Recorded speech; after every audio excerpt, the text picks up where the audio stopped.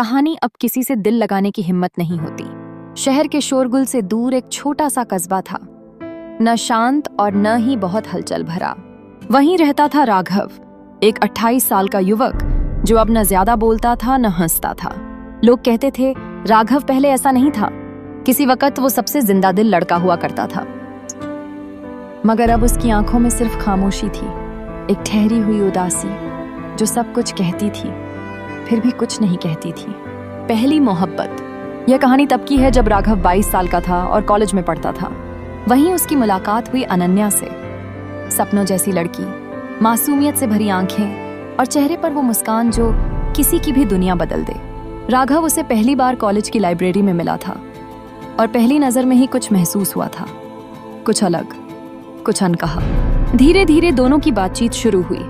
Projects, library, canteen, सब कुछ बहाना बन गए मिलने के लिए, बात करने के लिए। अनन्या हंसती थी तो राघव उसे देखता ही रह जाता।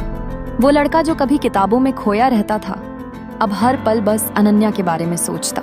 एक दिन बहुत हिम्मत जुटाकर राघव ने अनन्या से अपने दिल की बात कह दी। अनन्या मुस्कुराई और बोली, मुझे पता था राघव, मैं भी वही महसूस करती हूँ। वो दिन था और फिर मानो जिंदगी को पंख लग गए। हर मौसम और हर पल में बस एक दूसरे की मौजूदगी थी। टूटते सपने।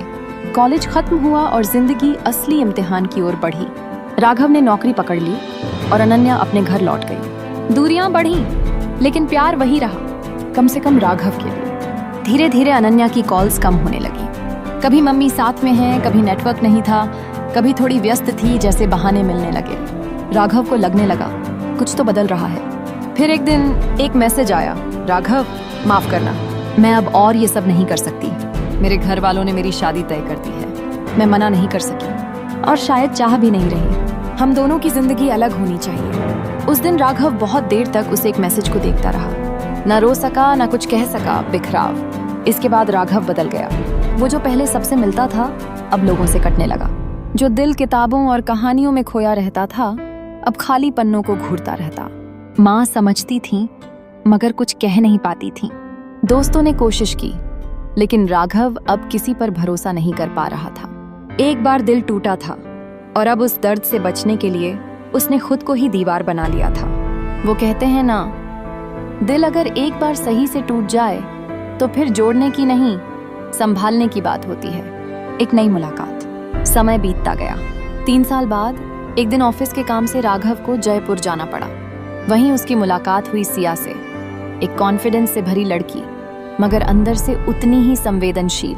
सिया ने धीरे धीरे राघव के साथ दोस्ती बढ़ाई।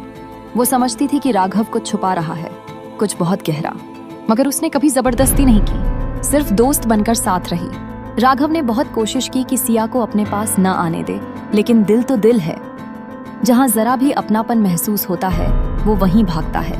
एक शाम जब दोनों होटल की बालकनी में चाय पी रहे थे, सिया ने पूछा, तुम इतने चुप क्यों रहते हो राघव? जैसे बोलना चाहते हो मगर डरते हो कि कहीं कोई फिर से तोड़ न दे। राघव चौंका और शायद पहली बार किसी ने बिना पूछे उसकी अंदर की बात कह दी थी। उसने सिर्फ इतना कहा, अब किसी से दिल लगाने की हिम्मत नहीं होती सिया। सिया मुस्कुराई और बोली, तो मत लगाओ, लेकिन किसी को इतना करीब आने से मत रोको कि वो तुम्हारे टूटे हिस्सों को समेट सके। मगर राघव और सिया की दोस्ती गहराती रही, मगर प्यार, वो राघव के लिए अब सिर्फ एक बीती किताब बन चुका था जिसे दोबारा खोलने की हिम्मत नहीं थी। सिया चाहती थी कि राघव उसे एक मौका दे, मगर राघव अब भी उसे एक मैसेज से बाहर नहीं निकल पाया था। फिर एक दिन सिया ने चुपचाप राघव से दूरी बना ली। कोई शिकवा नहीं, कोई शिकायत नहीं, बस एक चिट्ठी।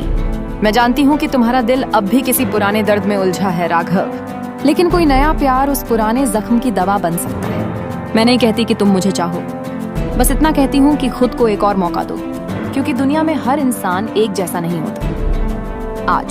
आज राघव अपने कस्बे में है। अब न अनन्या की याद उसे उतना तोड़ती है और न सिया की दूरियां उसे इतना तड़पाती हैं।